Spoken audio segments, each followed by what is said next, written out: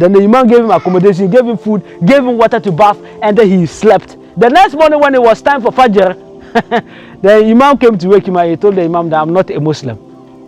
He was a pastor and he found himself in a Muslim home. Why? Because being an African might not be enough, but being a Muslim in addition is something that is like superb.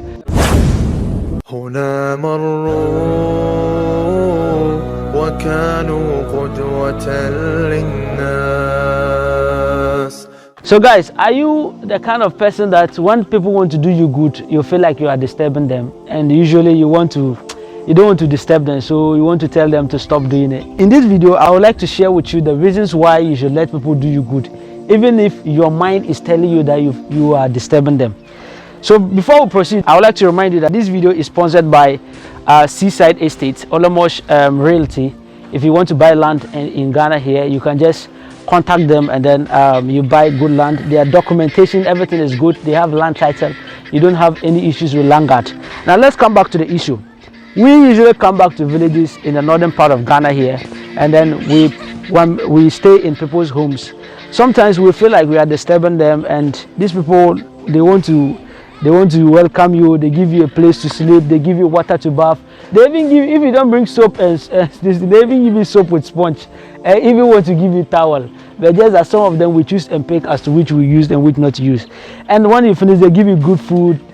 After taking your food, you have a good place to sleep. And these people they are doing extra. They want to do you more. You understand? But the issue we usually feel like, we are disturbing them, and we don't want to come and be disturbing them. So we always want to prevent them or try to stop them from doing some of the things they are doing to us. But one thing I've come to realize is that is not the case. A lot of my brothers always feel like this and always want to stop them from doing that. I tell them, no. Let them do whatever they want to do. If the person wants to give you food, take it. If the person wants to give you anything, take it. You understand? Let the people do you good. Let me tell you the reason why. Because if you don't let them do you good, they might sack you one day. I'm telling you this for real. Point number one, if you come to a person's home and the person serves you food and you don't take it, especially with the Africans, and if you don't take the food, he might feel like you don't trust him. And if you don't trust him, why would he be with somebody who doesn't trust him? He will also start thinking bad about you, and eventually he will sack you. Another reason why people always feel like they want to do you good, especially for we the African, is this. When they have you in their homes, it is a honor. You understand? Look at an entire community, an entire village, over 50 houses, 100 houses. Hey, over 100 houses. And then when strangers come or visitors come, they come into his house.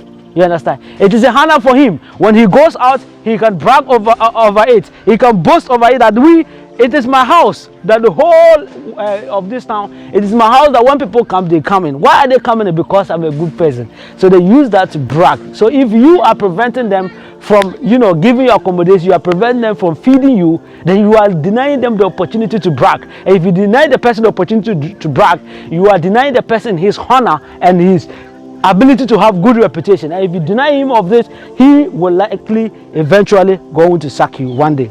You understand? And another thing is this: as Africans, we have a history of boasting of our great grandfathers and our fathers. So for a child who has grown to be a man now, he also wants to follow the footsteps of his father.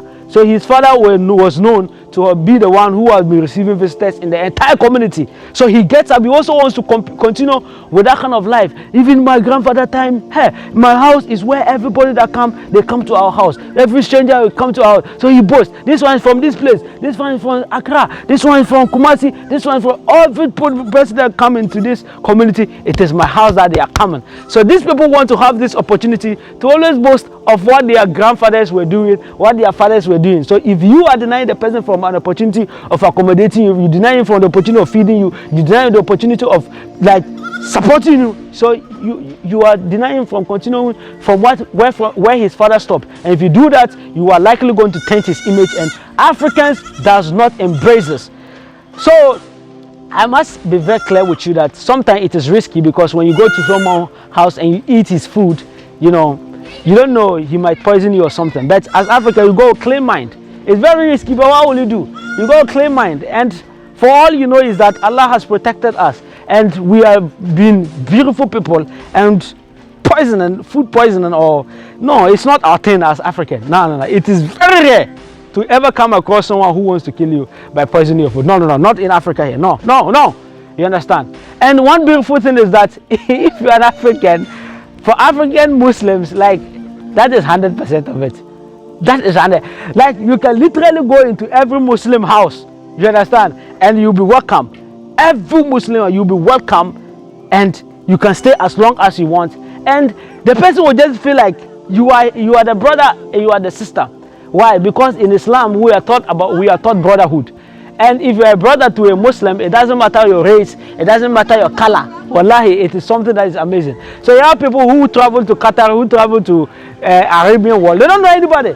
They are Muslims. They go there and then they just go and meet other Muslims, and the person accepts the person, and then the person, takes care of the person. And this is also get drilled from the hadith of the Prophet ﷺ, where he makes it very clear that taking care of a stranger or a traveler is what will earn you great rewards and may give you Jannah. Being an African, number one, and the most important is being a Muslim. It's something that elevates your thinking and opens your horizon of treating your travelers or strangers or visitors who comes to your home in the highest of esteem. And this same Africa, you can have people who don't treat travelers well or don't treat strangers well. But if you are African and you are a Muslim, that is a trait that you can't trace in a person with these two qualities. No, it's very hard. Someone being a Muslim and African. That is why a lot of people, when they travel and then they travel, and like recently I watched a video of a Nigerian pastor who went traveling. He got a place that he wanted to lodge. There was a Christian home. He went there and then they sacked him. So he went to the Muslim place, and it's Nigeria. So Nigeria, most of them speak. They understand the Muslim culture. So when he went to the Imam's house, and he said Salaam Alaikum. So Imam said, Wa Alaikum Salam. Oh, where are you coming from? Then they spoke. So fine. Then the Imam gave him accommodation, gave him food, gave him water to bath, and then he slept. The next morning when it was time for Fajr, the Imam came to wake him up. He told the Imam that I'm not a Muslim. He was a pastor, and he found himself in a Muslim home. Why? Because being an African might not be enough, but being a Muslim in addition is something that is like superb. So I am telling you this, that Africans, we drive pleasure and we see a lot of honor in taking care of our stranger. And if you're an African, a Muslim, this is something you should not joke with. Assalamu alaikum wa rahmatullahi wa barakatuh. هنا مروا وكانوا قدوة